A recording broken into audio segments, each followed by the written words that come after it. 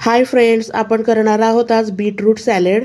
तर याला Alia Bhatt special salad असंही म्हणतात। तर बीटरूट मी साल काढून किसून घेतले, बघू शकताय, आणि थोडीशी चिरलेली कोथिंबीर धुवून घातलेली आहे यामध्ये। आता 1 वाटी दही घालणार आहोत आपण या बीटरूटच्या सॅलडमध्ये, बघू शकताय, आणि थोडासा चाट मसाला घालायचा 1 चमचाभर, आणि चवीनुसार थोडंसं मीठ घालायचं, बघू शकताय।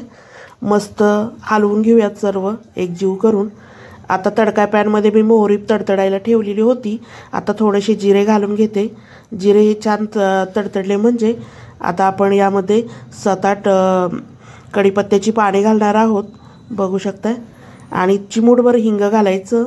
तडका झालेला आहे। आता या बीटरूटच्या सॅलडवर तडका घालून घेते। आपलं बीटरूट सॅलड खाण्यासाठी तयार आहे, बघू शकताय कसं